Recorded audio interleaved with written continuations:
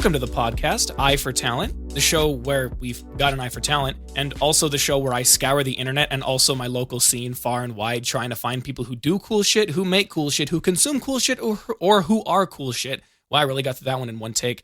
I'm your host, Dylan, aka DJ Cereal Sauce. I'm a YouTube content creator, Twitch streamer, producer, writer, occasionally sometimes voice actor, trying to get into it a little bit. I don't know, I do like a lot of editing. I'm like a part of a stream team of people. Check all the links if you give a shit. But this episode's not about me. This is about av.punk.801, which is their Instagram tag, aka Robyn, just like the bird, but it's spelled with a Y, because welcome to Utah, I guess, where people think that you can be creative by replacing the I's in your kid's name with a Y. So, what's up, Robyn? How you doing? I had to mute myself when you made the Utah joke. Oh, you just went straight for the low-hanging fruit. I love that. Yeah. I am doing absolutely lovely. Thank you for having me. Hell yeah. No, that's good to hear. We had a little bit of a talk before this. You're having some fun doing some, I can really only describe it as camera-related work because I am dumb as hell and don't really know much about camera work. But I mentioned camera work because... oh, God, Jesus. Robyn does a lot of things. They're a documentary photographer. They're a musician in the local Salt Lake scene, which you've probably heard a few times is a scene I also operate in. Not in that regard. It doesn't matter. But they also are an interviewer. They interview local bands in the area. They play bass in a hardcore band that we might end up getting into the weeds about a little bit later. They also run their own small business, which, as far as I can tell, is also kind of revolving around their own photography skills and whatnot. So, I mean... damn, the first question I have really, just to kind of start breaking the ice and breaking everything down before I actually get into the official written ones is like, how do you get into all of these things and like why? What is so interesting about them to you? So a lot of what I do in the scene, because I started out as just a passive concert goer when I was about 12. A lot of that was familial issues. I didn't want to be around, so I would catch trains up into Salt Lake City when nobody was paying attention, and I would go to these just local concerts that, you know, a 12-year-old mowing lawns can afford to get into, which is going to be your local punk and metal stuff. You know, it's $10-15 a door. But from there, I ran into a lot of people that knew a lot of these things about these bands. I realized how much I really truly do love music and how much it means to me. So I initially decided I want to be a part of this in some way. Tried and failed with a couple bands before realizing, hey, cameras are like really fun and there's not a lot of photographers around here. I can carve a bit of a niche. And then like right as I started doing it, about 4 other people got the same idea. So we've all been kind of maturing within the scene together. Starting up with a new band now. That is going quite well. But no, it's always been a fixation of mine between, you know, home, audio, visual. I have a whole hi-fi rack in my bedroom that I've spent way too much on. But audio-visual anything has always been pretty interesting to me, just in the way that my brain works, as has music, and I figured why not try to combine them to the best of my ability.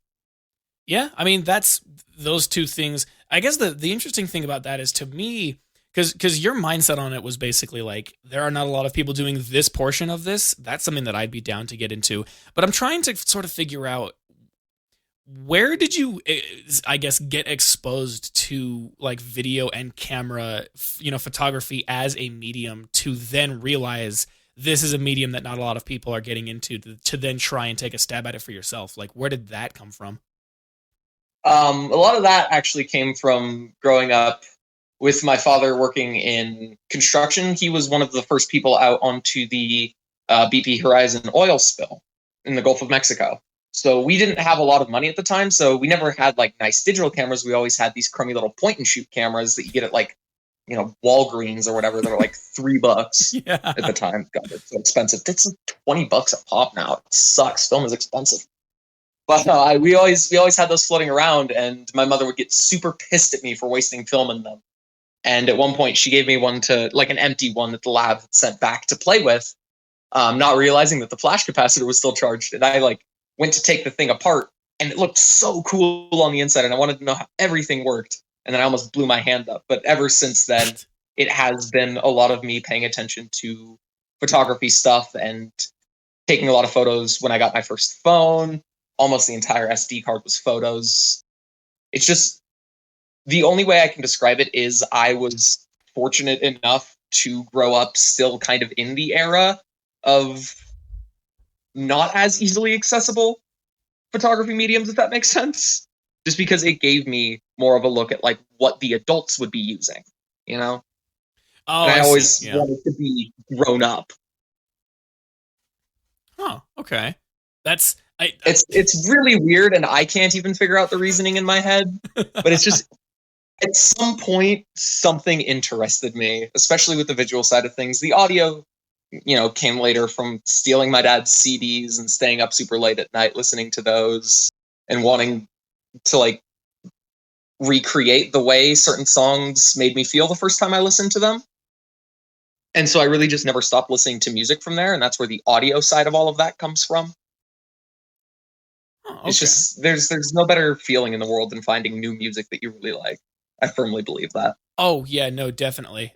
There's a couple of interesting things that I just took away from that. The first thing being that it seems like you also I'm I don't think I can in good faith say that you're like a mechanics nerd, but it sounds like you are also at least minorly obsessed with like the inner working components of a heavily mechanical object, like one that isn't just like a bunch of wires and circuit boards and shit like put together, I suppose. Yeah. That mostly spawned off of initially just kind of wanting to know how the thing worked because I was a kid, didn't know how the world worked. Yeah. And then later when I started getting into home audiovisual and home hi-fi entertainment, a lot of the components I wanted, I could never find working for less than way more than I was willing to spend. So I'd have to buy a broken one, figure out what was wrong with it, and fix it from there. So a lot of that like fascination with the inner workings of all of this did just kind of breed from necessity, really. Yeah, you're like it's NPR going NPR voice like I see that you're really obsessed with the inner workings of mechanical objects. Why is that? Yeah, I'm poor. Yeah, I'm poor.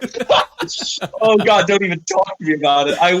I went from one camera to 15 cameras in like 4 months. That was Jesus Christ. Okay, that was fast. The evolution. So there was that I noticed, but then the other thing is like you seem like you're. I mean, I don't know what the age gap is, and frankly, I don't really care if it comes up. It comes up, but like you seem a lot. You seem like you were a lot smarter at that age than I would have been at that age. Because I listened to music and I was like, this music makes me feel a certain way, so I would just keep listening to it. And it was only when I turned 19 when I was like, all right, now how can I replicate that feeling by making music that I want that just does the same thing? So, Yeah, no, so that whole I want this music, I want to feel the way I felt when I heard this first song before was very much birthed at a kind of not so great time. Again, my father was off in the Gulf of Mexico. I was, at home dealing with all of that, dealing with school, very young. I never actually had an ADHD or autism diagnosis. yeah, because So back it in those wasn't, days, they didn't really have them like that. yeah. It was never like, oh, yes, we understand, here's how we can help you. It was, why the hell are you doing this? Stop that and be normal, you little shit, Yeah. like Why are direct you blue? from my mother. Yeah, why are you blue? But it was very much like that was one of the only stable kind of feel good things for me. So it's very much not like an intellectual thing. It was more or less just a chemical imbalance that I was trying to resolve. Yeah, no, I kind of, I was picturing that whole thing after I said that, and then I was realizing, I was like, actually, yeah, that would make sense. Like, if music is your escape from things, then you would reasonably want to try and just replicate whatever gives you the good feeling when everything is giving you the bad feeling. Yeah, there have been periods in my time in my life where I wake up, put on a pair of headphones, and they do not come off my head and do not stop playing music until I go to sleep. Music has definitely always been an anchor for me. Yeah, it does that for a lot of people. It's just It so really good. does, and I love that. Well, music is one of like what, four things that every civilization has managed to independently figure out and master. Yeah, and one of those Like like think, art forms that we can all agree on that are yeah. good. But no, that's my draw to music is like think about it here. Every civilization in the world, no matter where there are still uncontacted, isolated tribes that we know have some sort of music, right? Every civilization has music. Every civilization has cheese. they have beer, and they have killing people. I don't like that last one. Cheese and beer are pretty good, but music is very accessible to anyone at any age, especially now. It is. Everyone says, oh, math is the human language, right? Like all the philosophical science types. It's music. Music is the only true human language, because whether it is for ritual or for worship or just for entertainment, like it is predominantly now, music is something humans have always had and likely will always have. And I truly find that just beautiful. Yeah. And there's like discussions that I've had with people that are artists, and the kind of a similar conversation has come up.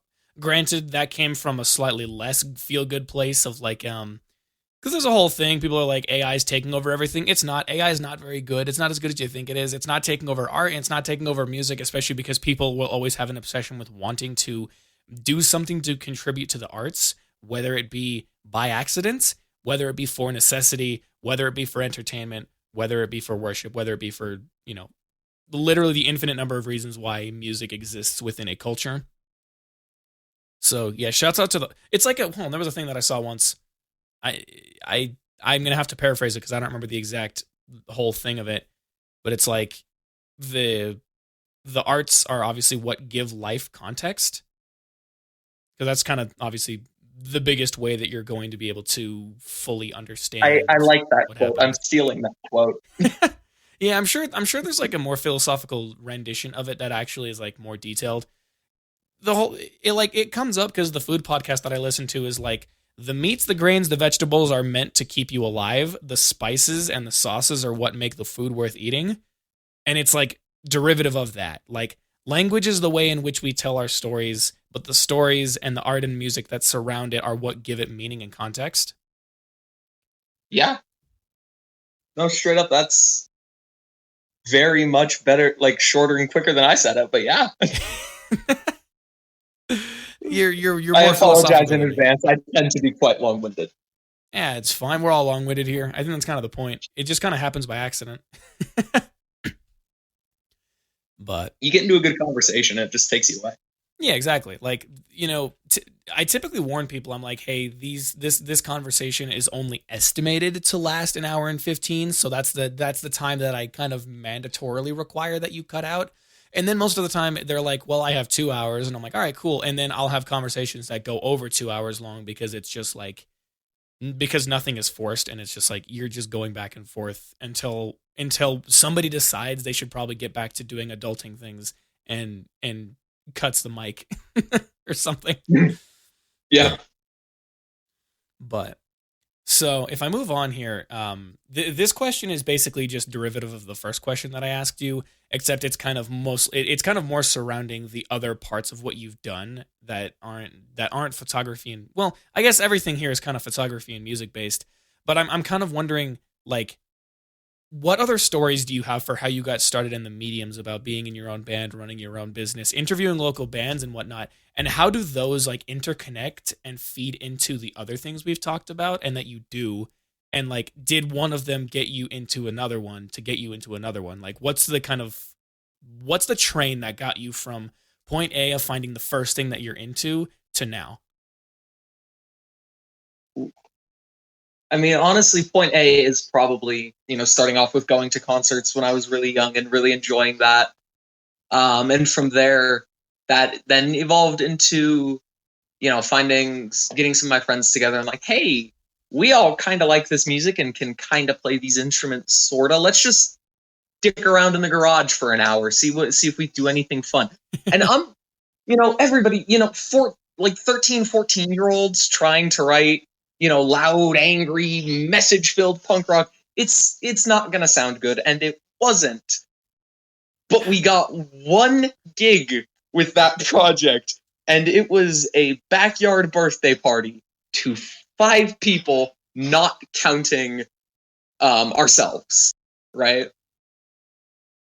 And like that feeling of being up there and playing, even if it was the worst songs you've ever heard, was like, oh, I want to do this forever now.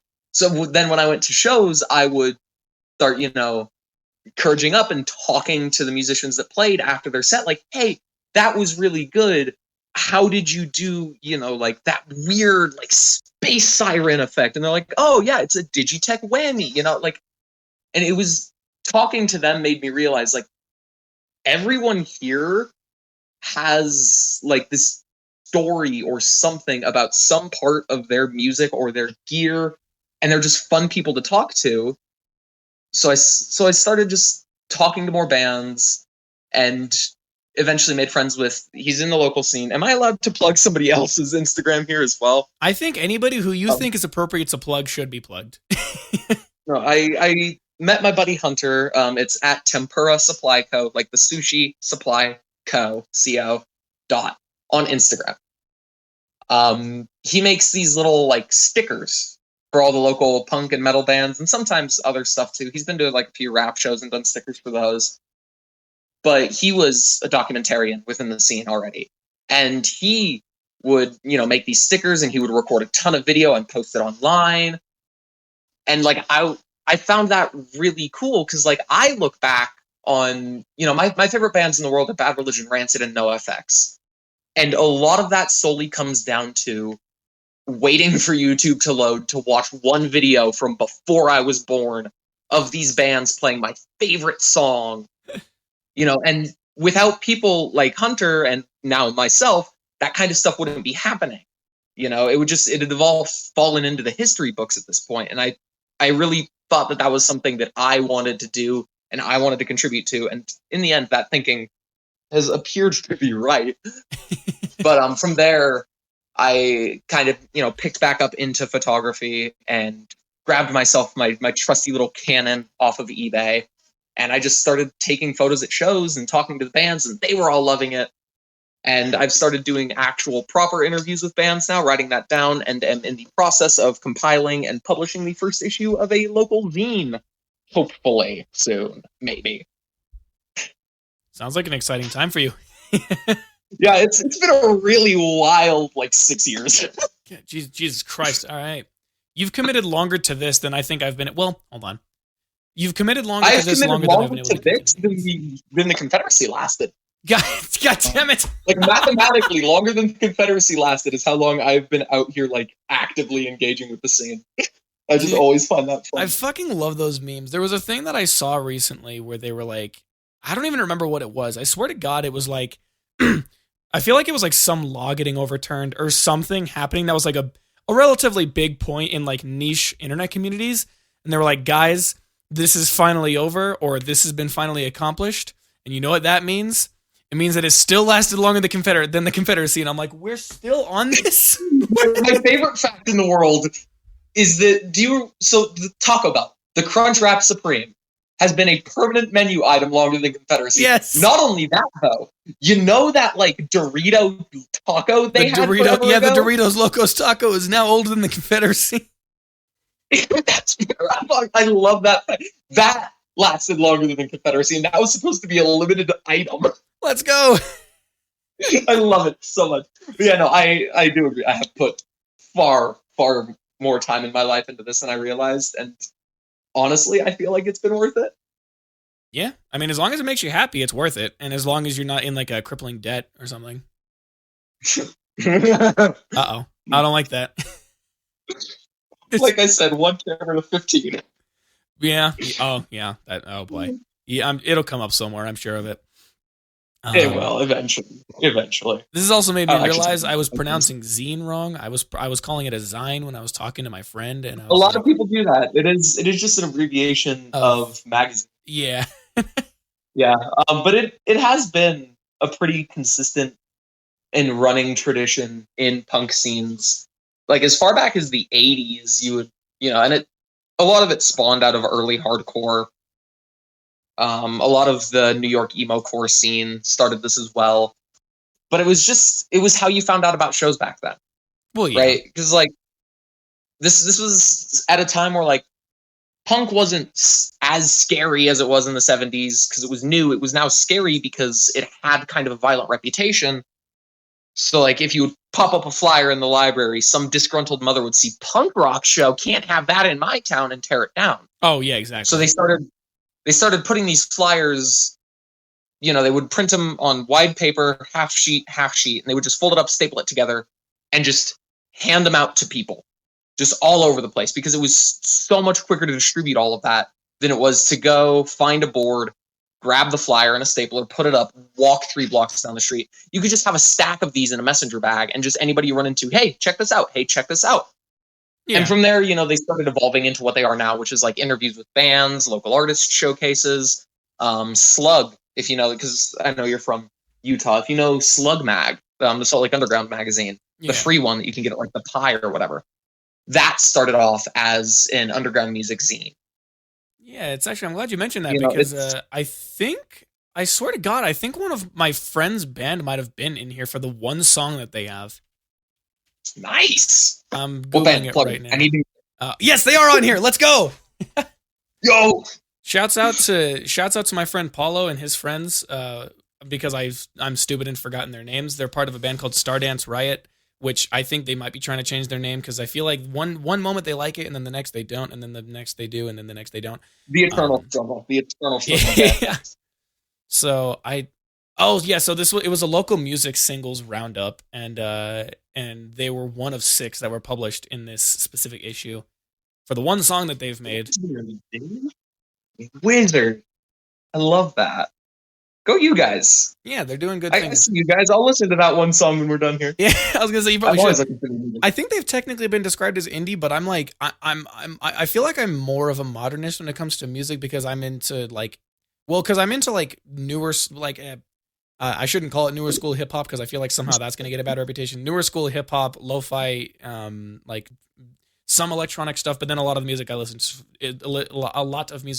to is also from the early 2000s. So I don't really know if they're indie, but I was like, ultimately, I think it's something that you still might enjoy. So, shouts out to them. Dude, no, I will go from like a beat down hardcore show one night to like some shoegazy thing 2 days later to some like jazz show in a garage the next week. Yeah. My music taste, like at one point before I sold the record, and I'm still pissed I did, I had Cattle Decapitation's first album next to Super Trooper by ABBA on my record shelf. They were literally cover to cover with each other on that record shelf for almost a month before I realized I put ABBA in the wrong spot. and then I sold the Cattle Decap record. I'm so pissed. Yeah, God damn it! Why did I strapped for Cav. Happens. But either way, you were talking about Slug Mag. Yeah, no, like that started out as a zine. It's been a long running thing.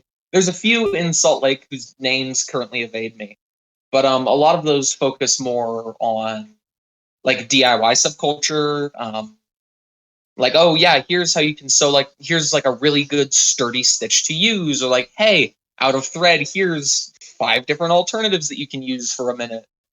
Or just like how to refashion old clothes. A lot of it is very much within like the more DIY and fashion space of the scene. What I am going for with The Art of Being a Public Nuisance, which will be the name of the scene. It's a fucking hilarious name. It's a quote I stole from Tim Armstrong of Rancid. I'm going to make that perfectly clear. Tim at one point in like 2008 or something on an interview says, quote, "I've mastered the art of being a public nuisance." And honestly, I'm stealing that line because it's perfect. So hi, Tim Armstrong. I love you. Yeah, no one's original. Don't let them lie to you. I'm sorry. Don't let them lie to you. But no, it's very much going to focus more on talking with the bands, talking about the music, reviewing shows, that kind of stuff. Hell yeah, dude. As a person who doesn't like read things of that caliber very frequently, I don't know why. I think what it is just that like I'm not really in the scene of like I don't involve myself with things that would probably have a zine made out of them. Not for any particular reason. It's just I don't happen to exist in there. You know what? No. Go out of your way. Go out of your way to find a scene you're in and make a zine for it. Like get people involved. That's what I've always loved about punk. Is so many other like fandoms and cultures are so content to just kind of sit back and let things happen. There's and I'm, this isn't calling anybody out, but there's so many scenes out there that just have like almost no audience engagement, and it's kind of sad when then you'll go to a punk show and you'll see like the whole room like running in circles and everything. and talking to each other about something they all enjoy. I never understood like the hesitancy of, oh, that's not your favorite song by this K-pop band, we can't be friends anymore. Yeah, there's definitely some toxicity in certain cultures of groups. My girlfriend is into K-pop quite a lot, and she can acknowledge that happens a lot. No, as an aside, that is not to say that does not happen in punk, hardcore, and metal. It absolutely does. Yeah. There is a lot of scene drama that I refuse to talk about on air. Yeah, no group is without its fault. It's gonna happen. Yeah, it's when you get a lot of people together, it's bound to. But like, no, like, and to anybody listening, if you think there should be a zine for the subculture you're in, somewhere for people to like talk about and express this love that we all share for the same thing, make it happen, Yeah. Like, involvement with your scene can be incredibly fulfilling. Yeah, and there's probably a pretty good chunk of people who, like, don't... Well, how do I explain this? For as many people as there are who think that there should be some kind of, like, collective place where you can just see news and interesting things about a scene, a genre, a whatever, in a zine format, there are 5 times as many people who wish that there was something like that but don't know what a zine is, or zine equivalent something or other. Like, you could totally carve a name for yourself in any scene just by like, you don't even need to be like a good graphic designer. You just need like Microsoft Word or something, and just like take it to Staples, have them print out 20 copies and just hand them to some friends. Oh, it's like, hey, I made this. It's something to talk about. If you know anybody who would be interested, I can get them a copy. Yeah. It's just human connection is a very important thing. Like, humans need this. It's been proven. Well, yeah, we live in a society. Yeah, we live in a society. Like, why not connect with a bunch of people that you can hold like a really good, steady conversation with about something you both love? It's fun. Even better, go out and talk to people who like things different than you. Yeah. And just elitism isn't cute, honey. Yeah. Yeah, honestly, as I wouldn't even know. Like, there's already, like, you've already convinced me, and I don't even really know even like an ounce of what the hell you're talking about on like a technical level.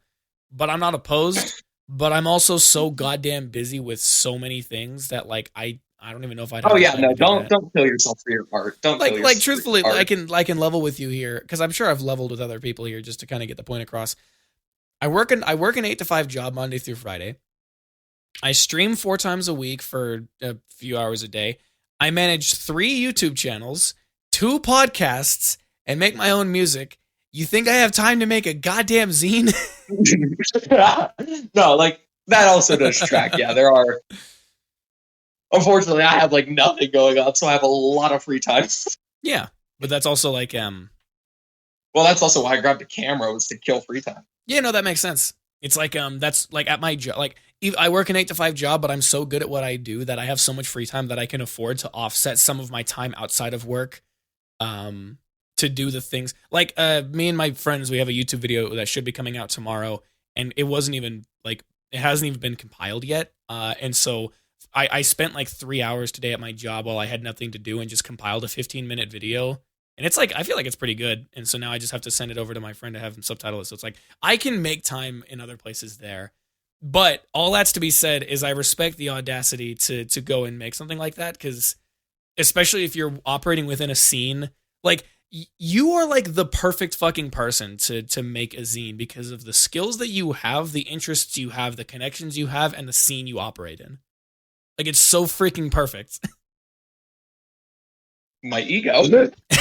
Everybody needs an ego boost. God damn it. Yeah. But let's see. Oh yeah. So I had this question in black and white instead of white, or I have this question in white and black instead of black and white. So I was confused. I was like, what is this? This is my favorite question that I have to ask people. In your case, how frugal are you when it comes to buying things in the pursuit of your hobby, or I guess in this case, partially at least your business?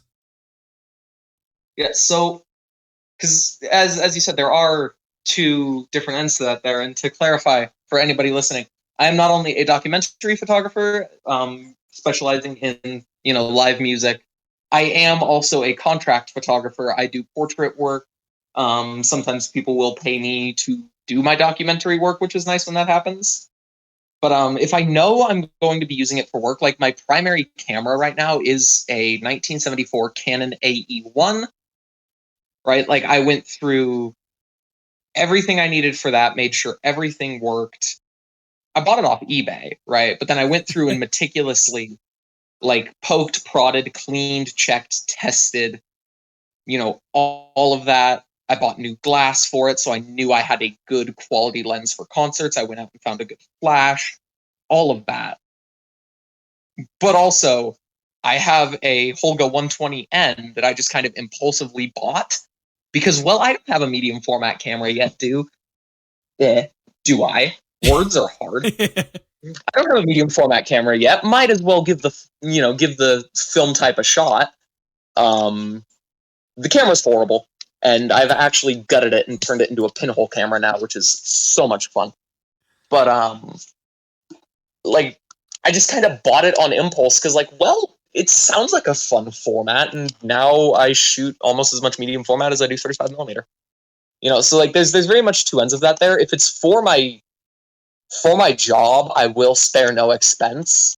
If it's just for me to have fun with, I've been known to overspend for something cool, but I usually try to keep it about where the market says, which is still arguably far too much for cameras that, are years, decades obsolete at this point. Oh, yeah, no, definitely. Welcome to the antique age.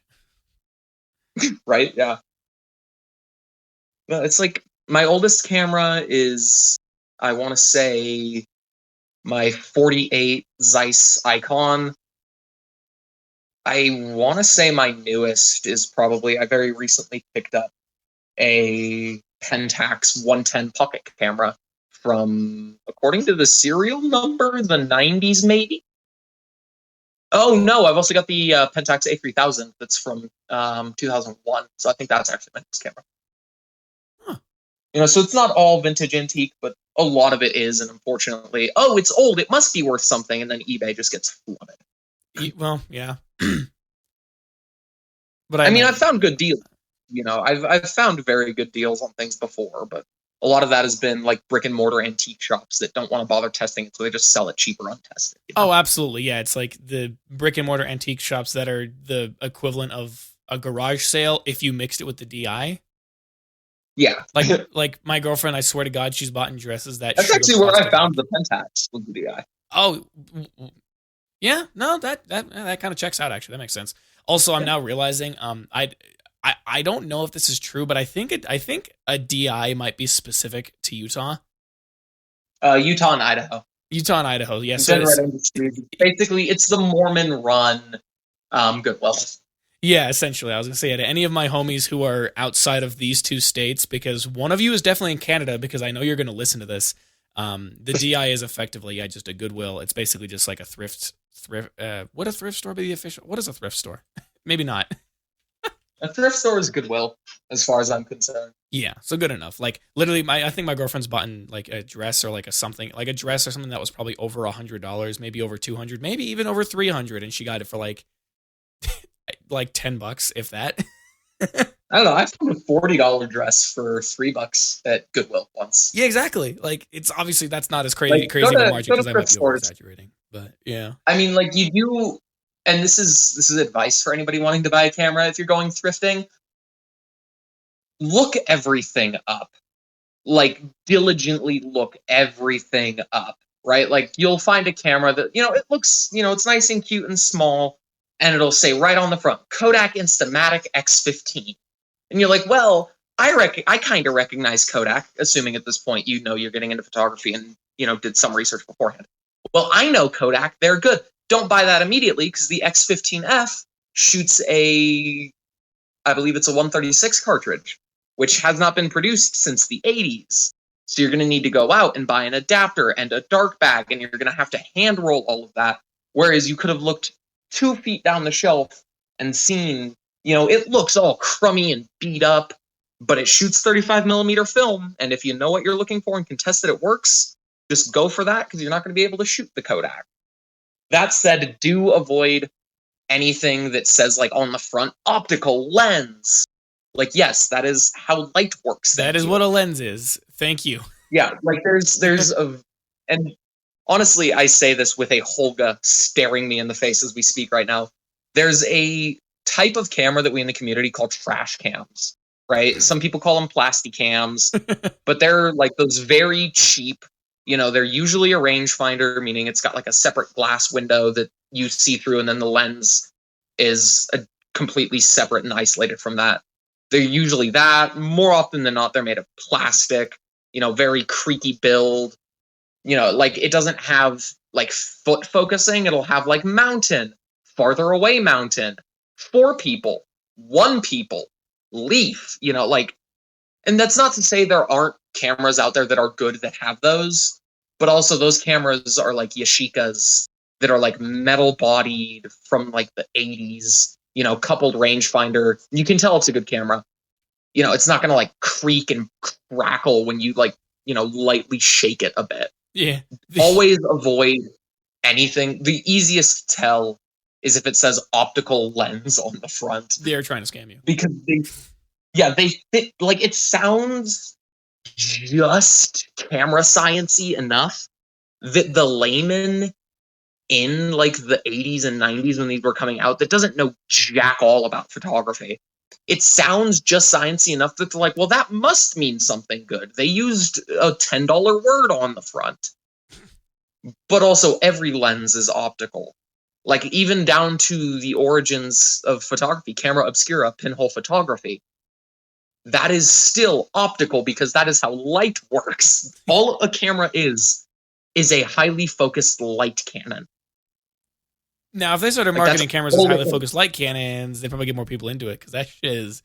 Oh yeah, no, that's what I always tell people when they ask me to like very bare bones quick rundown. Is basically I put this plastic coated in photosensitive silver in the back.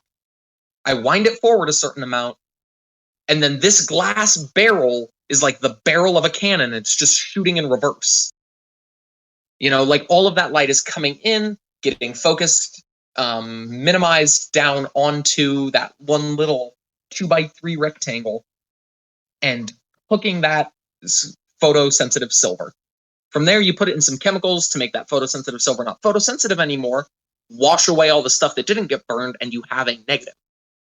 Like bare bones, that's what photography is. But no, cameras are just light cannons. It's so cool, and nobody talks about it. I don't even got shit to say, man. What? It's a lot. No, cameras. That is probably the worst part of getting into this. That was all of like the research and understanding that you need to actually produce good photos. Yeah, that makes sense. I mean, it's a very fun journey, though. It is a very fun journey. Yeah, but I can also imagine how intimidating that would be if you're a person who's trying to get into photography.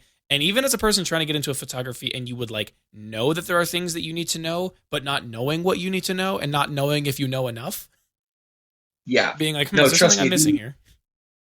I do, and I say once you start figuring stuff out, it's easy. That might just be how my brain works. That might just be the autism talking. Yeah, I mean, but who knows? It's very possible. It really does as you start to understand like how shutter speeds work, right? On my Canon right now, in my hand, there's a little dial up top that has, like, in a circle in order, 1,000, 500, 250, 125, blah, blah, blah, down in halves, right? That is fractions of a second that the shutter is open. Once you kind of start to understand how shutter speed will affect f-stop, which is adjusted on the lens, that's how wide or close the aperture is, letting more or less light in. Once you realize how those work together, it becomes a lot easier to understand. I mean, yeah. It's kind of just like if you're getting into something, you see a sentence that would be common within that environment or within that scene, and you're like, I don't know what any of these words mean. You learn one, and then context clues with that one word helps you figure out the next word. Oh yeah, and most of put together, and then you're like, all right, now it makes sense. Most of my learning about film came from yeah, I want to say just one source, and that is Analog Resurgence over on YouTube. Evan's got a million really good videos on this kind of stuff. If anybody is looking to get into film anything, check out Evan's YouTube, because like he has been doing this for years, documented everything about it, talks about like, as he's got a series where he just talks about like, can you even still use this camera that I just found? You know, and there'll be like 4 other videos from like 15 years ago when film was still readily available for it, you know, showing like how fun it is to shoot. And, you know, oh, here's what the photos look like. And then his from like 2 years ago saying like, yeah, they stopped making that film 13 years ago and there's no viable substitute. You can't use this camera anymore. Sorry, please don't buy this. Don't get scammed. Yeah, like, and it for the best interest of the people watching. Yeah, he's very much, and I will try to be the same way. Like, if I have a lot of people that will ask me, just like DM me on Instagram, just because they know like I do a lot of work with film. They'll ask me like, hey, is this camera that I found in my dad's attic any good? And, you know, it always kind of sucks to tell them no. Kodak hasn't made an instant film since they got sued by Polaroid.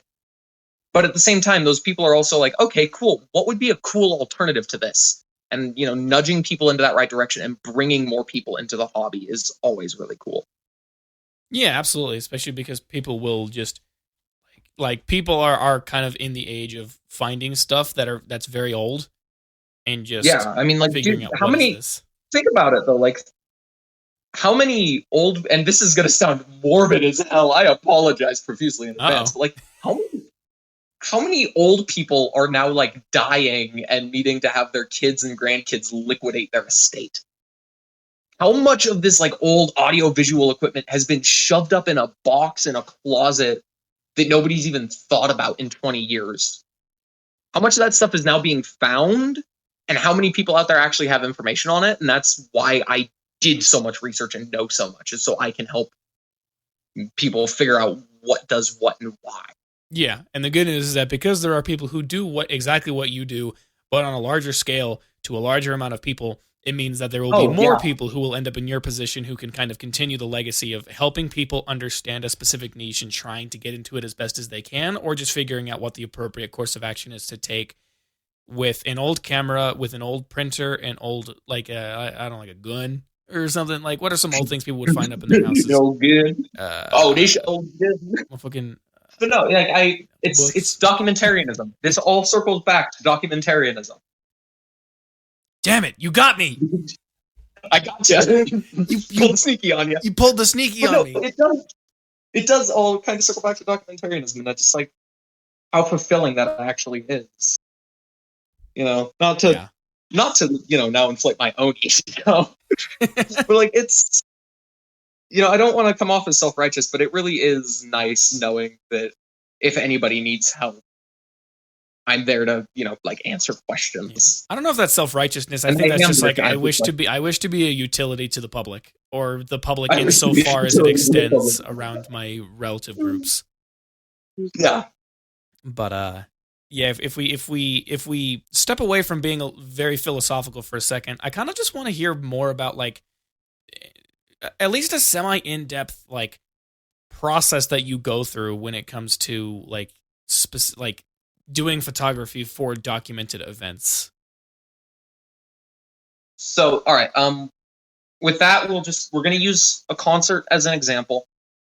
You know, typically I will either go to the concert just because I'm free that night and have nothing going on, or because it is a band I like or am friends with. Good examples all around here. If you're ever in Salt Lake City and get a chance to see like Lich, Gonk, PS Destroy This, Lovelace, Portraits, Ribbons, lots of bands that, you know, I hang out with, I am friends with, I have seen their shows a ton of times. Tainted Ink are another really good one. I love those guys. If you're into like old school thrash metal, they're great.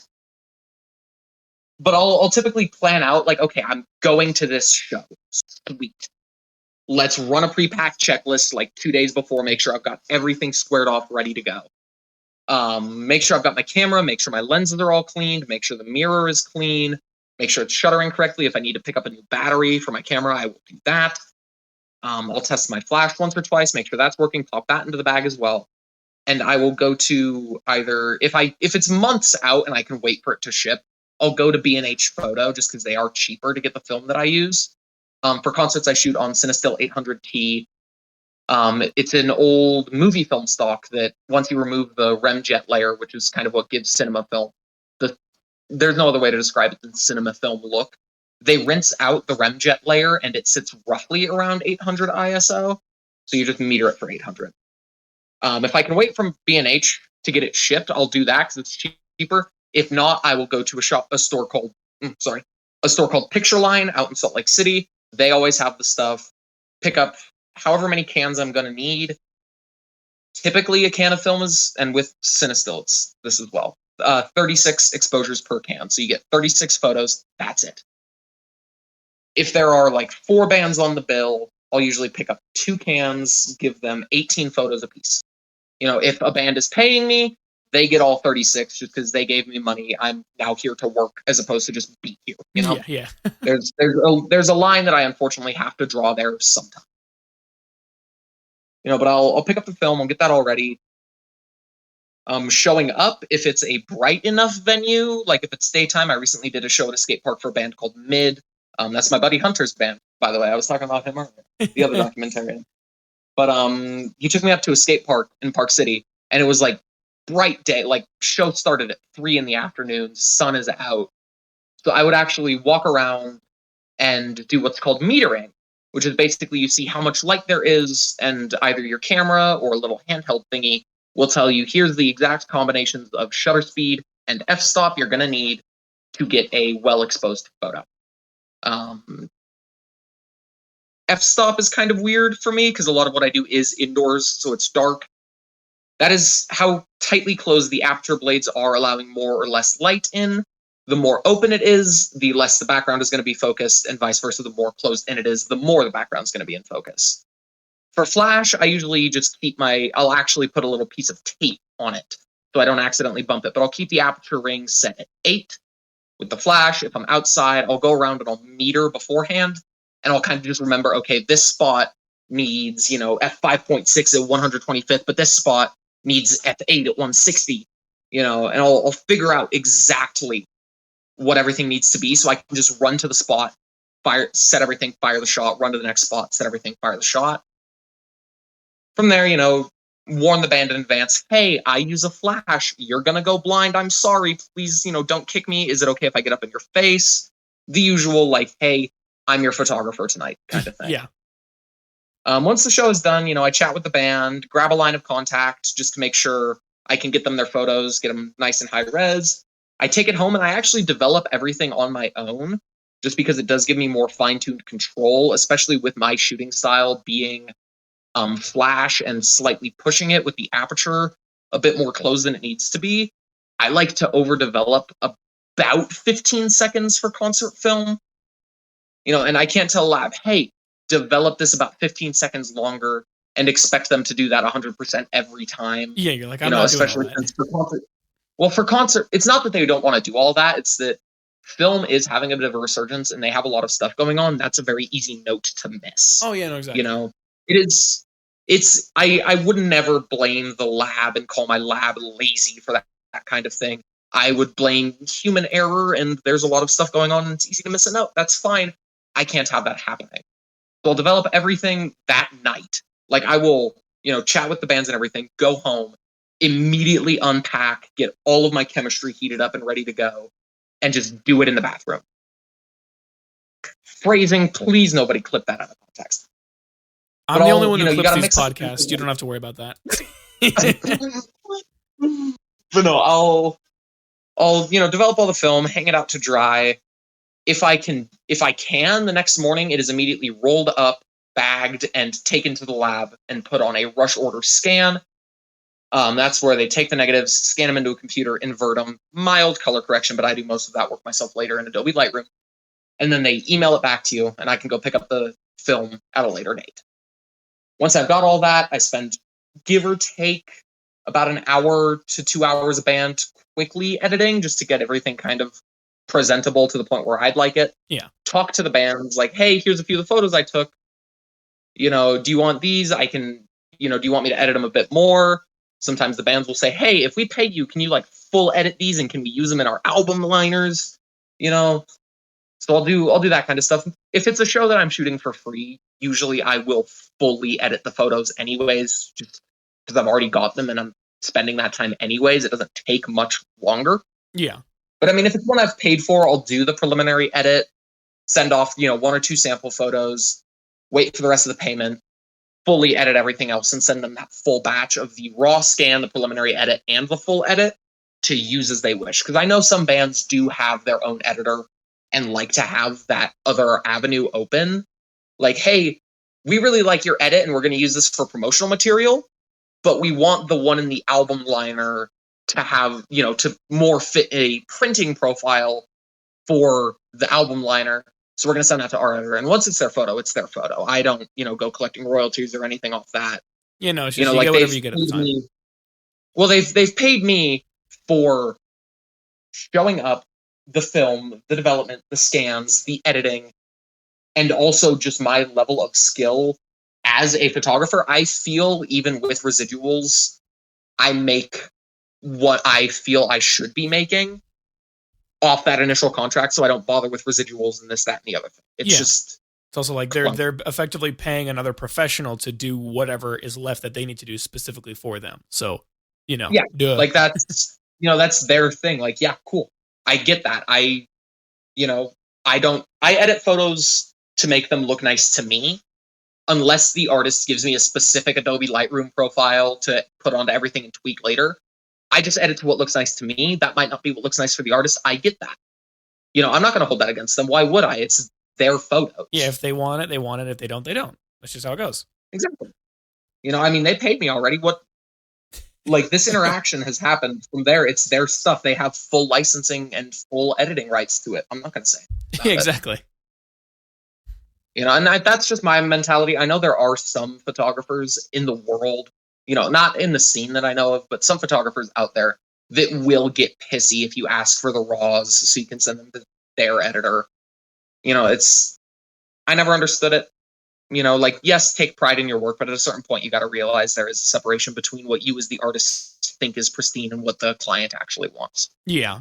And, you're not going to do everything right the first time, even if it's right to you. Yeah. It's like that they're different tastes. Go and do your own thing with your own stuff that you've made. Like, it's very much artist's choice. I do firmly believe in artist agency. As an artist myself, letting the artists do what they want with what they have.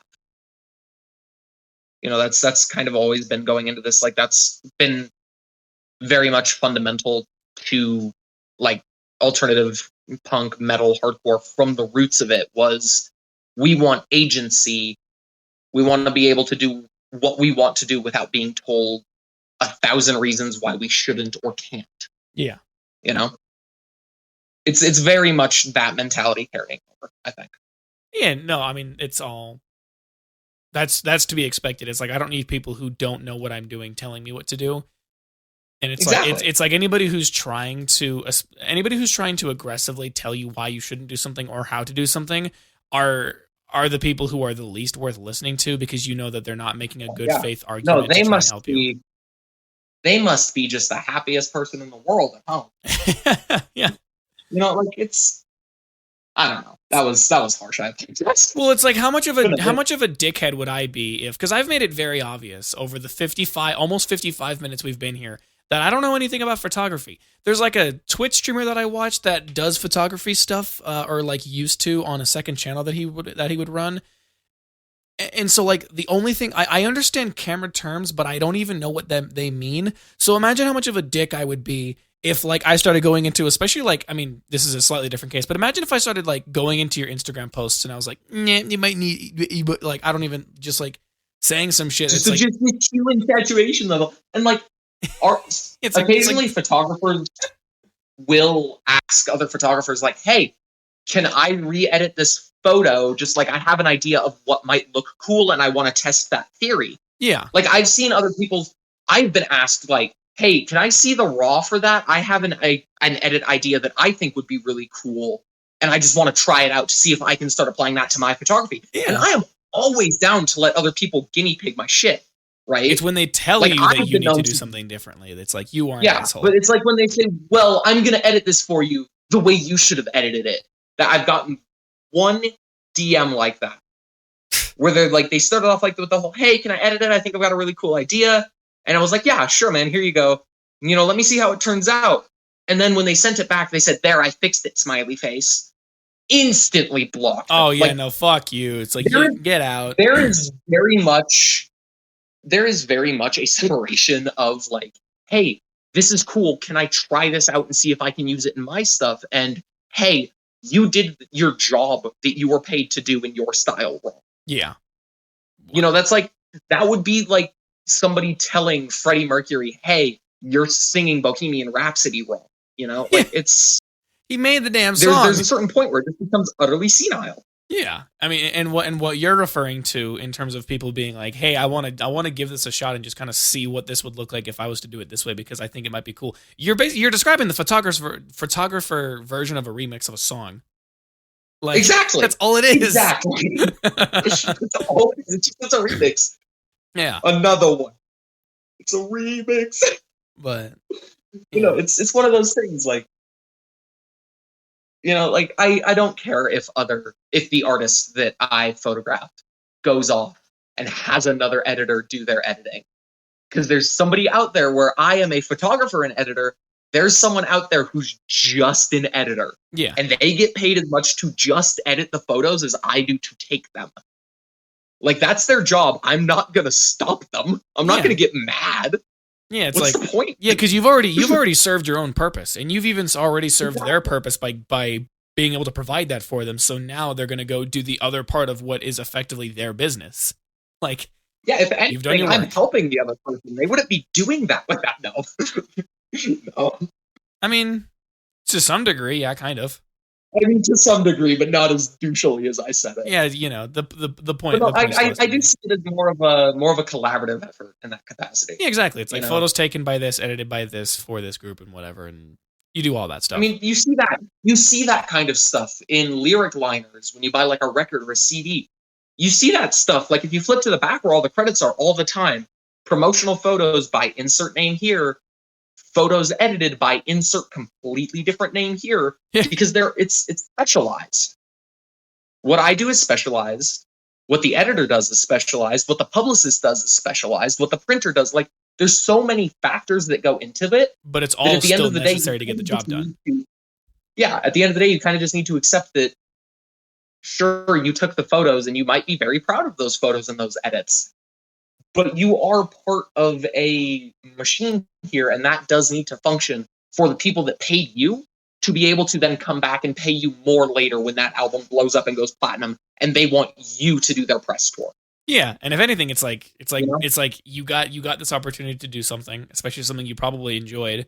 Now you should also be happy at the fact that it's gone somewhere. Yeah, and maybe it's just because I enjoy what I do, but I do honestly see my contracts that I take for shows as a privilege more than anything, because like they're getting me into the show for free.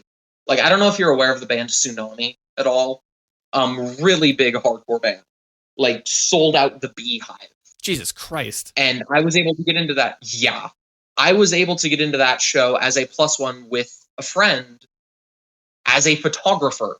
Like, they only, like, the Beehive was like, hey, we'd kind of like more photographers. Your +1 dropped out of this. Do you know any photographers that might show up? And he was just like, yeah, let me call up Robyn really quick. Like, you got 2 hours, grab your camera, you're going to Tsunami. You know, and I was like, cool. And Sick. I show up as a photographer, you know.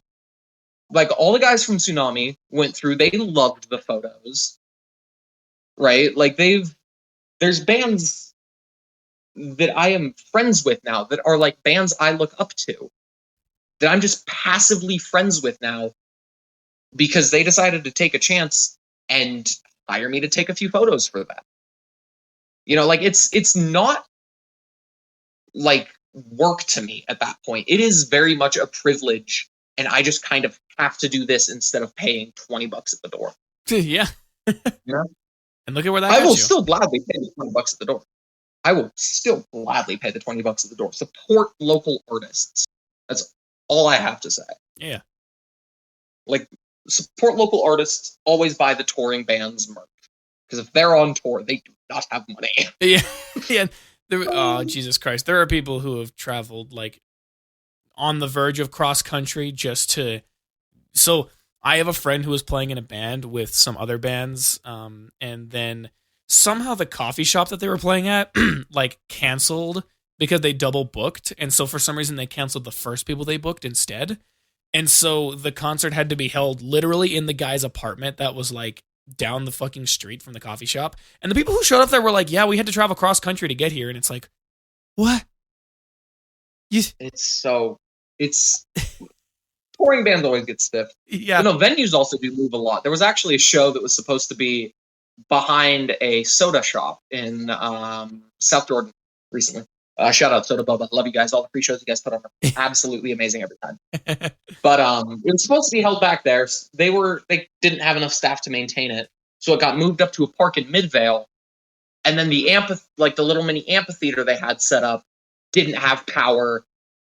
But on some off chance, this random standing like miniature signboard had a full power setup on the back of it that had working outlets. So then we had to move the show down there and do it in the grass. And it was this whole thing. Like, venues move, but also stiffing the touring band is low. Yeah, pretty disrespectful. Like, this was all local artists. This was all artists from like, Salt Lake, Riverton, Harriman. Oh God, where is Marine Corps from? I don't actually know. But I'm gonna assume within probably like a 20 to 30 mile radius of that area. Yeah, like they're within the area. They're not, 4 states over coming here thinking they're going to be playing this big venue, and then suddenly they're sitting in the grass playing to like 8 people. It's local artists. There's a difference between that happening and, hey, we've got this band coming in from Detroit. By the way, you're not playing our venue. You're actually playing some dingy basement 3 miles from our venue. Right? It's that kind of thing. Yeah, no, definitely. That's it. Basement shows go off. Basement shows are fun. I've only been in like a 3rd story up venue. Or I guess show, I should say. Complex? Yeah, I don't know. That show was pretty weird. How much of Depot? Jesus Christ. I'm trying to remember which one has multiple flights of stairs to get to the stage. Because where I saw Amel and the Sniffers. So I want to say it was the Depot. I have not a damn clue. Yeah. But I go to way too many concerts. That's what brings you joy, and that's important. Anyways, I like taking photos. I'm going to all these concerts. I like taking photos. That's another reason why I kind of started picking up the camera. It's like, I'm here. Yeah, exactly. But, oh shit, I just punched my mic by accident. So we kind of, you're gonna have the mic punch and then my squeaky chair just permeating the whole recording. I don't think Discord's pretty good at canceling this kind of stuff out, so there's no chair squeak. Yeah, thankfully. Yeah, shouts out Discord for being pretty good at that. But so we went over your general photography process as well as a lot of other things that are involved with it and whatnot. But what about like your interviewing process, like with the bands that you've interviewed? Like, how do you go from the initial point of interest in this band to being like, yeah, let me go talk to them, and then ending up at whatever the finished product might be? So my interviews so far have been with bands that I'm already kind of friends with. Yeah, you gotta start somewhere. But a lot of it is you gotta start somewhere, and when you go to as many shows as I do, it makes a lot. I was just random friends and random bands. Yeah. But no, it's one of those things where you kind of show up, you watch the show, you chat with the band, and now I reach out beforehand, like, hey, after your guys' set, can I do a quick interview with you guys? I'm working on a project right now. And normally they're fine with it, but you just gotta ask, like, hey, can I interview you guys really quick? Just like get a few statements from the band, maybe talk about gear, what your guys' favorite song, your favorite lyric that you guys have wrote is, like, what got you together as a band. One of my favorite go-tos is when you see a guitarist that has more than 3 pedals that aren't a tuner, always ask them about their signal chain. They will just talk for like they'll talk about their signal chain like I talk about my camera. It's hilarious. Like as a guitarist, I would also probably do that. Let's be real. Yeah. But no, they'll just go off about it, and you can just like, I've got a little like mini dictation machine that takes like tiny micro cassettes, and I'll just like hold it there, and they'll just go, and I'll stop it like halfway through, and they'll keep going for like 10 minutes without knowing the thing is. It's hilarious. But no, I usually ask about like pedal boards, instruments, the kind of stuff you would see if like Howard Stern was interviewing a musician. You know, like talking about like the process of it all, that kind of stuff. From there, I just listen back to the tape with headphones and type it in a Google Doc on my computer. Yeah. Just to save it and have it somewhere for when I actually do need it. Oh yeah. Yeah. But no, that's basically all it is. It's just candid conversations about the art with the artist. Yeah, that's fair. Yeah, I guess which that's... I found a lot of artists like talking about. Yeah, I guess that is generally the best way to go about it, because there's there's mediums that exist. This is going to be a weird way to get to this whole end point. So there was a guy I talked to a couple weeks ago who was basically talking about the fact that, like, you know, especially when you're talking to somebody who makes a living or makes substantial content on the internet surrounding one thing, there's only so much you can talk to them about that one thing about that they haven't already talked to other people about. So the benefit that I get is I get to talk to these people about the history of how they got there, the mindset that they have when they create the content that they make, and just generally trying to examine who the person is rather than what they do to figure out how they got to, you know, making those things. And that's kind of like a thing that I think makes me different from other places like that. So there's mediums that exist like that, of like trying to examine exactly what the artist, like who this artist is, what they do outside of what they're most colloquially known for, kind of little anecdotes and stories about the people that other people don't know about them. So like this guy, for example, that I'm talking to, he's part of a magazine company that has 1.2 million subscribers on YouTube. He has 55,000 subscribers on YouTube, and he runs a Twitch channel that has like 25 to 30,000 followers on it and whatever. And me and him were talking, and he's like, well, I'm into voice, and like I also know that he's a voice actor. And he was like, well, how I got into voice acting is I used to work in retail, but retail bores the hell out of me, so I worked in the backstock talking to the fucking limes. You know what I mean? Like, it's that kind of thing. Yeah. And I think I actually have a clip on my TikTok of that, specifically him talking about that, because it's funny. So it's like, I have the benefit of being able to do that, and you have the benefit of being able to just kind of get in depth with people talking about the art that people know them for, but trying to talk about more stuff about the art that other people wouldn't know about. Like the inspiration behind his lyrics and whatnot. Yeah, and I mean, a lot of that does stem from me as a musician and lyricist myself. Like, I do like to talk about, like, hey, so like, what do you think is your favorite, like, specific lyric that you've wrote? You know, yeah, or that you've written before? Because, like, that's a question that I have to think about, and I'm the one that's always asking it. And when anybody asks me, I still have to think about it and kind of figure it out. Because there's very much an inherent connection to your own music. You know, that's the same reason, like, I'll ask guitar and bass players, you know, like, hey, what's your favorite of your guys' riffs to just play mindlessly? You know, like, I have a very nasty habit I've noticed. I will loop the bass line for like Five Finger Discount by Choking Victim or The Press Corps by Anti-Flag. When I am like thinking and just holding a bass, I'll just play those bass lines because they keep my hands going, and when they're distracted, my brain can think. Yeah. So like, I'll ask the artist, like, hey, do you have any like riff or bass line or, you know, like harmony part that you like to just kind of do while you're thinking, or that you just like to play in general? You know, like, I'll ask the drummer what their favorite fill is, or like, you know, I'll do some slight gear interviews as well. Like, if their guitar is interesting, you know, and kind of weird looking, you know, like, say, what's with all these stickers? Or, hey, is that, you know, the original pickups? Or like, hey, drummer, why are there paintball stains all over your kick drum? Like, did you do that on purpose? Did you find it like that? What's the story there? And I do like to try to take a more personal approach than just like, what's your guys' biggest song? It's like, well, it's their biggest. They know it's so popular, right? Like, you get sick of talking about your favorite song. You know, if it's every interview, but like, hey, what's your favorite song that you've played? You know, like, you don't want to talk about the song that you always have to play. You want to talk about the one that gets in like every second or third show that you really love, but that maybe a lot of the audience just doesn't have as good a reaction to, so you don't play it as much. Yeah.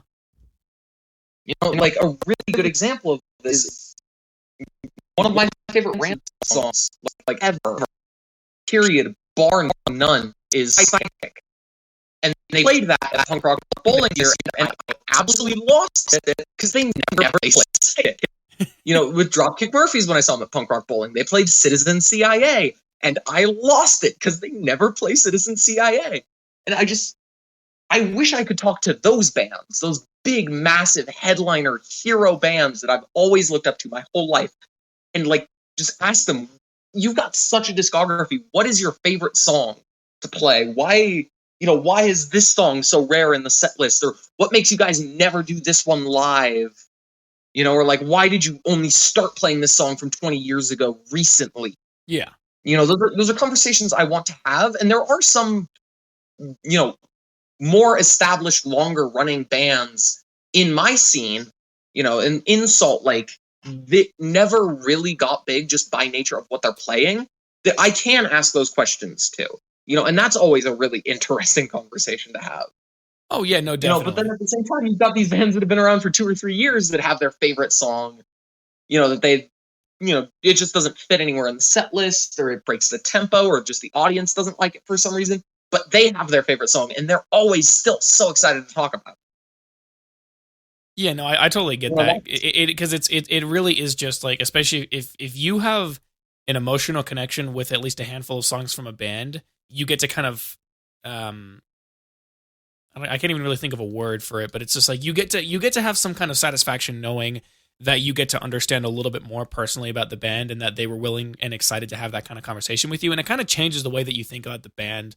But I do have exactly one contention with what you said, and it's not even that big of a deal. I really love asking people why they think that X, Y, and Z is super popular. Like, I don't really like to examine a lot of super popular things, but I do love examining from the person's perspective why they might think that it's their most popular, because a lot of times you wouldn't really know.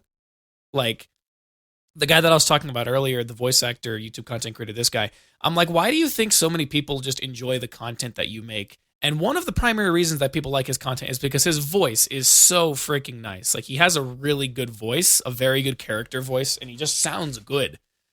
But then that whole thing kind of evolved into a conversation I had with him, where I was talking about the fact that the way that he speaks, and like, there's just a way that he speaks, and the way that I said it was like, the way that you write is a way that I tried writing for in videos that I did, and then realized that I couldn't do it because I'm bad at it, which is where I realized he doesn't write anything down for the videos he makes. He doesn't have a script. He just fucking talks. So that's impressive. Yeah, that's what I'm saying, dude. He's like, the good news is that the people at my team, they're really good writers. And I've managed to make my style of writing, which is not at all meld with their style of writing, which is all the time. But I'm like, that explains why I can't accomplish it, because I don't write stuff down. But what I have noticed is that when I don't write things down and I kind of just talk, like the opener for the episode, I wouldn't have been able to hit that same note on making the low-hanging fruit of the Utah joke, where people think they're original by replacing the I in their kids' names with a Y when they're growing up or whatever. You know, but ultimately, like, as much as I don't like talking about the most popular thing that a person does, I do really quite enjoy examining the why of, like, some sort of why question surrounding it, to just try and get a read on what the other person thinks could be the root cause of this being their most popular form of media, or their most popular song, most popular video, or whatever. But that's also probably just because why is like my favorite question in general. Now, see, that's not an angle I ever approached. That's interesting. You actually make a very fair point there. I might need to bring that question back then. I mean, that is interesting. You make a fair point. Yeah, because I mean, I think there could be times where it could go wrong, and I think if you're jumping from what is your most popular song? Like, shut the hell up, idiot. To, why do you think it's like, I can understand how that could be perceived as just like, you're just asking them questions to ask them questions. You didn't really put a whole lot of thought into this. But that's just coming from my perspective, because I really just love, like, because I think when you ask why for things, it gives you more information than what I think you could possibly prepare for. Because it just gives you context about the person. It gives you context about the situation. It gives you context about their history. It gives you context about anything. And it certainly lends itself to a lot more creative answers from the people you're interviewing than just a who, when, what, or where, I guess. So it might not be a bad idea to bring it back. To bring this question back, actually. That tracks. That tracks. So, but no, I once again, I will still fully agree with, like, getting into more of those. I wouldn't really call them deep cut questions, but getting into just more of those questions that you think a lot of people aren't asking is such a fun time. Yeah, I've very much noticed, like, I try to keep a very personal approach when talking to other artists, because I've noticed a lot of people will just, like, especially when the artists get bigger as well, but they won't treat them like a person anymore. Oh yeah, no. Like, I see this it's most predominantly in pop subcultures, but like, Ariana Grande isn't a person anymore to these people. She is just those songs. She's a concept. And at a certain point, I feel like that's why so many musicians, like, quit and burn out. Is that they're a person and want to be seen as that. And once you hit a certain point of, like, disconnect with your audience, they don't see you as a person anymore. That's why I like to be, like, so personal with bands, because, like, yeah, they're people. They're, doing what I do, and they might be making a lot more money off of it than I am, but they're still people. And I want to ask them questions that I would just ask, like, one of their fans. Like, the same way I would ask just, like, somebody at the show if I was having a conversation and they had mentioned that they were there for that band. Like, oh, hey, yeah, what's your favorite song of theirs? I really like, here's this one. Yeah, exactly. And then we can, talk about that. I want to ask that to the band too, because, like, that's a different perspective. Yeah, and I think that's a different person's perspective on it. Yeah, no, definitely. And I think that's also just, that is the value that you bring to those people. Like, the value that I bring to the people that I talk about, whether it's ranging from my friends who have like, I've talked to my friends about, like, their trips to countries that they recently went on and whatever. So, like, my conversations can range from something as small as those, where it's basically just interpersonal and more just as a way for me to keep a record of the conversation we had because I like talking with them. You go from that to, I mean, I have a person on my list in a few weeks from now who, I mean, he used to be in, like, the top 10 list for some of, like, the biggest Minecraft YouTubers back in, like, fucking 2012 or something. Oh, the golden days. Yeah. So I don't know if that was a person or if that was a metaphor. No, it's just times were simpler back then in 2012 Minecraft yes. YouTube. Yeah, no, yeah. I missed 2012 Minecraft YouTube. Yeah. I've seen some very interesting things talking about the fact that it's like the YouTubers haven't changed. Well, they probably have because they've grown up, but it's more just like the times and the circumstances have changed and all that. Yeah. But no, I guess the point that I'm trying to get across is that I can scale from something as small as me just having an interpersonal conversation with my friend to scaling up to something this big. And depending on how that goes, I could scale even larger. And I'm still treating them all like the same thing. Like, I got complimented once that when I talk to people who are obviously a lot, substantially bigger than me, I don't treat it like a fanboy just trying to use this as an excuse to talk to somebody whose content they enjoy. I'm just like you. I'm just like them. Yeah. I'm just here to have a conversation with them about, like, what's going on, At the end of the day, if we both reared back and stalked each other as hard as we could in the nose right now, we'd both bleed red. Let's be real. Yeah. We're all, like, we're on a level playing field here. Like, why? Like, I will, have fangirly moments with bands that I do like and appreciate and look up to. I'll have fangirly moments. Everyone does. But it's not Yeah. the whole conversation. Oh yeah, no. Like you can have your little spurs, and you can, as long as you can like address them in like a level-headed way. Because like Yeah. I mean, because I like the guy that I keep referencing. He like I enjoy his content. I watched a lot of his streams back when he was streaming very consistently. He still does now, but he kind of went on a bit of a hiatus to work on the channel that he works on now. But whatever. He like when I was telling him, there was like there are things that I do fanboy over, which is like the way that he talks and like his sense of humor. I think is fucking ace. And I openly told him, I was like, I'll admit this is going to sound like a bit of a fanboy moment, but I tried copying the way that you would write things down, and I just can't seem to get it to work. Which would, again, it would make sense because you don't write anything down. So I think as long as you're able to just tame a lot of the extremism of being a fangirl or a fanboy of a group, like they'll let you do it. You just gotta be Yeah. cool. You just got to be chill with it. Yeah. Yeah, that is very much a good approach to be taking, just in life in general. Yeah. But It is nice to know I'm not the only one that thinks that way. I mean, I wouldn't be surprised if there are cultural similarities between you and I that would cause us to think this way, although it's more than likely just as a result of the way that we exist in the world. Yeah. But we're going on an hour and 20 Shambling. minutes here, and I actually have Oh, I just have two questions about the band that you're in, actually, just because I don't go to a lot of local scenes, but I like the potential of being able to go to a local scene or a local band and see what's going on.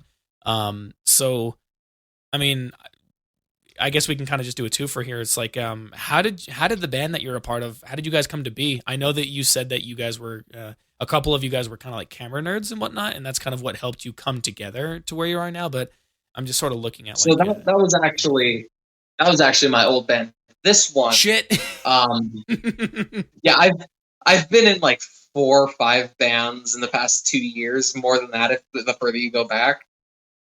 Projects, and this is just advice for anybody starting a band. Projects will fizzle. That first band that you're in is like, it's got like a 15% shot of making it out of your basement and surviving. The test of a good band isn't we got a gig, it's we got our 10th gig. Firmly believe that, but no. This band, all of the other guys are from down in like Payson, Provo area, and they just put up on Instagram. Hey, we need a bass player. Nobody down here plays bass. And this was right around when my little folk punk project was dying. And I was like, okay, I need some kind of musical outlet here. I can't handle this project anymore. That's just not what I want to be doing. But I do love playing bass and I do love hardcore. I'll give this a shot. So I reached out, and just said, hey, I play bass. They'd kind of known me for being around. They'd seen me in the scene, but they needed a bass player, and I kind of just pulled in on that. My original band was just a couple of friends that were into the same stuff as I was. We decided to start that. I was in a metalcore project for a bit, just because I ran into the guys at, oh god, what show was it? I'm trying to remember. I believe it was Black Veil Brides, Ice Nine Kills, Motionless in White, when we saw all 3 of them at the Saltaire. But it was just like, hey, we should start up a little hardcore thing, or a little metalcore thing. And that happened. Ultimately, trying to force a band to exist, and I learned this with my first band. If you're trying to force a band to exist, it's probably not going to go well, just because out the gate and running, everybody in that band is going to have a lowered level of interest because they didn't want the band in the first place. Oh, I see. Like if you specifically are trying to, not necessarily if your group is trying to. Yeah, like if it's all of you together agreeing we should start a band, lock in a practice schedule, start writing more songs, that's great because you're all on the same page. But if it's just the vocalist trying to get the band to work and like trying to force the other band members to do XYZ just to fit the vocalist's needs, And it's the same. It could be any member. I just use the vocalists because we're egotistical assholes. Um, like we are. I'm not gonna sugarcoat it.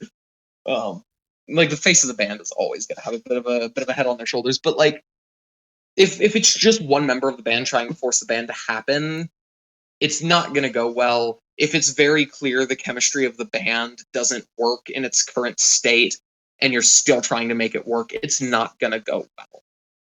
Bands are very organic concepts, if that makes any semblance of sense. Well, yeah. They need to evolve and mature before they're even released to the public eye, before you've got a gig, before you've got stickers and t-shirts and everything. They need to evolve, and then once it's out there, it's going to keep evolving, probably much more rapidly, and you need to be ready for that and willing to accept that where you start off might not be where you end. There are some bands out there that have been able to consistently put out, roughly the same material for years. I mean, like, especially these like old legacy classic rock bands like Kiss. I personally dislike Kiss just because all of their songs are the same song, but also they know what works and they are happy and doing great for themselves. This is not to knock them as musicians. Every member of Kiss is an amazing musician in their own right. I just don't like the band just because I do like bands that evolve and mature their sound. But then you've got bands like Ice Nine Kills, who are out on tour with like Slipknot and Black Veil Brides. They started off as a ska band. Oh fuck! God, no. They were playing like they were playing like Less Than Jake covers in like coffee shops, and now they're out here playing like some of the grooviest horrorcore metalcore I've seen them twice live. They are so worth seeing. But no, like, bands are going to change and evolve, and you need to be ready for that. And if you can't accept that, then honestly, being in a band, unless you can find that group of people that's like Kiss, that don't want to evolve the sound too much, except for maybe like a concept album here and there, that are very much happy with playing what waters down to the same idea every time. Unless you can find that click and get insanely lucky there, that change is going to sneak up on you, and it might bite you, but don't let it hurt you. Be ready for that. Yeah. The only constant is change. The only constant is change. And sick riffs. Yeah. Yeah, that's so. And also, as we've discussed earlier, music, apparently beer, cheese, killing people, the arts. Yeah. And like, don't get me wrong, beer and cheese are great.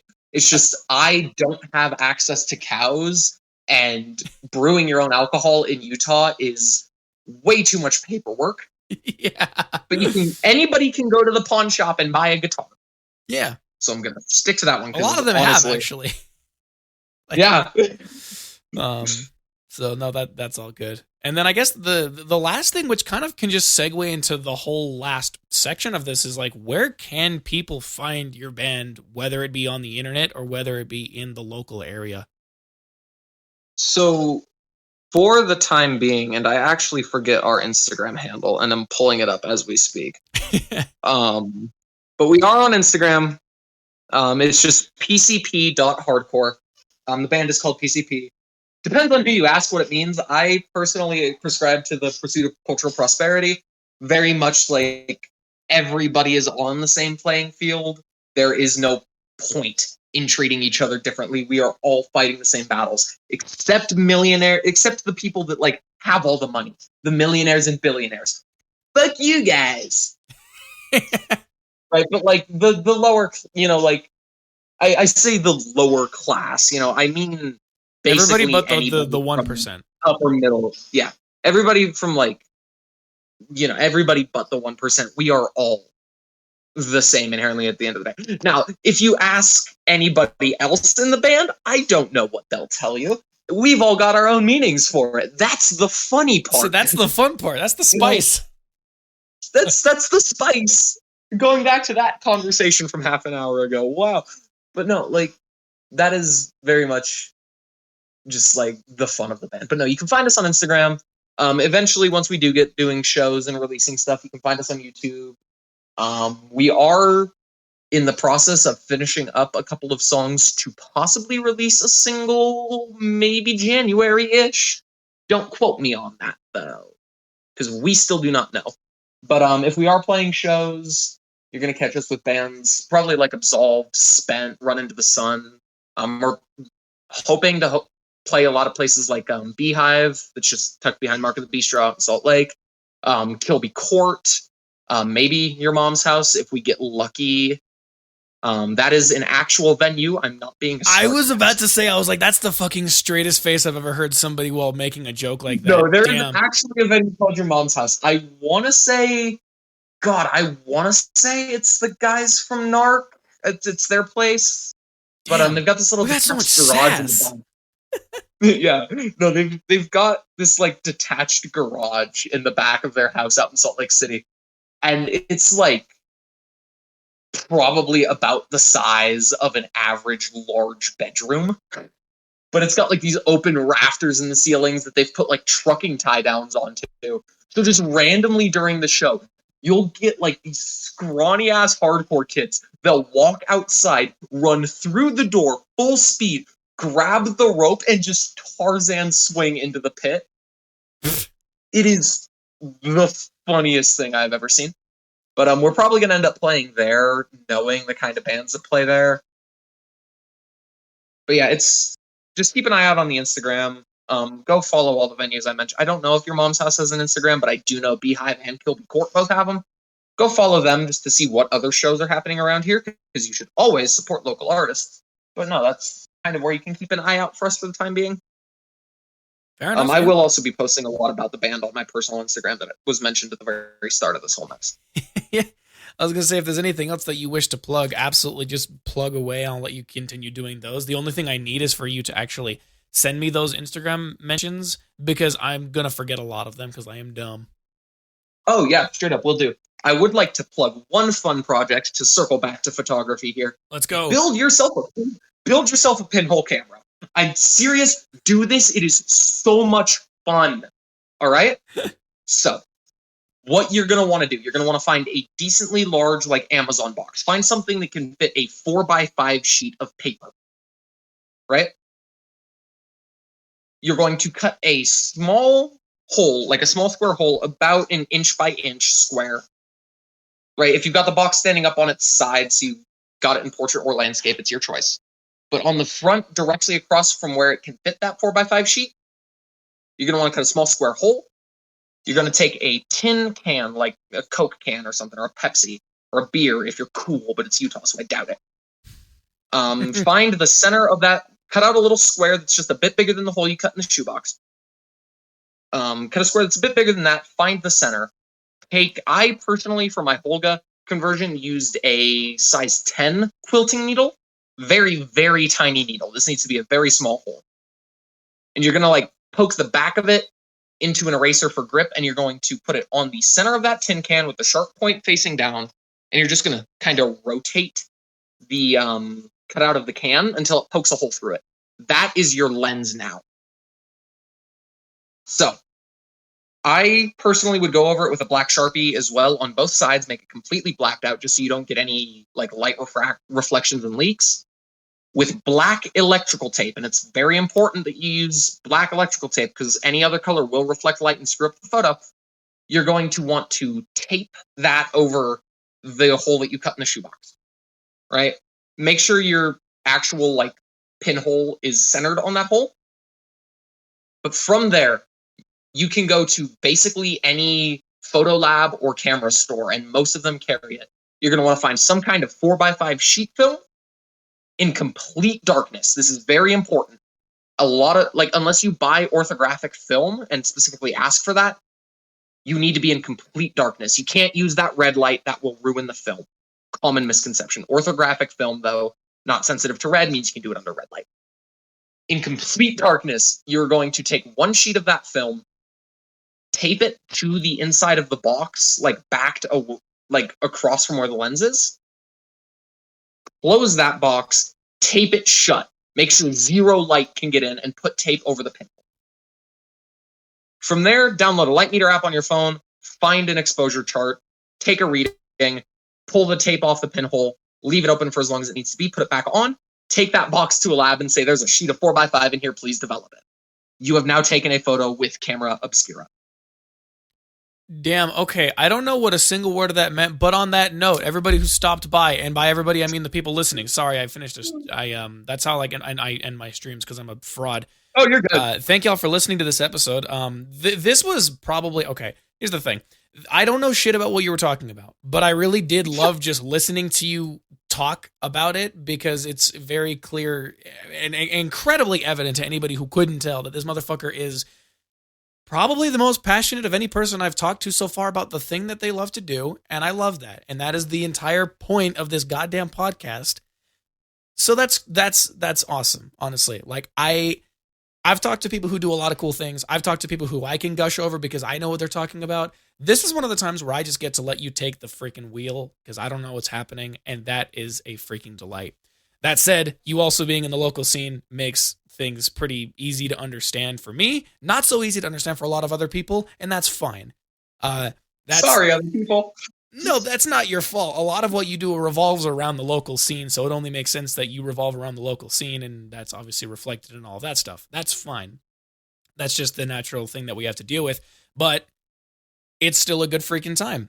Got to hear about all of these things, and I don't even know, like, we have things that we do that don't intersect like that, but if somehow they did, I would love to work with you in some caliber because you're just like an awesome person to talk with, and you really know your shit, and that's kind of what I need sometimes. I mean, dude, you said you make music. If you ever need a photographer, hit me up. Well, if you ever play live. No, not in that. I don't make music like that in that caliber. Sorry, no. I mean, like, I'm making like my brand on the internet is making lo-fi related music because of a story that I'll explain later. People on here have probably already heard it before, so I'll explain it to you right after. It's just a silly little thing. So they don't really mesh like that, but either way, if something ever comes up, I'll be like, yes, I know who I'm looking for. I know who I need. So that's awesome. You already gave people everything they needed to know. So really, for the people at home, you guys just like really, really, really need to check the description.